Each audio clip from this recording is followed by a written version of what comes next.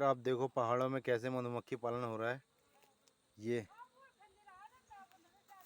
आप देखो, ये सारा ये सब इंडिका मधुमक्खी है। ये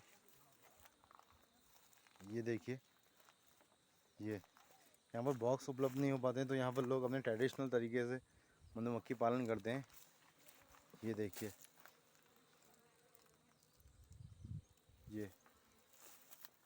ये ग्लेशियर के पास यहाँ पे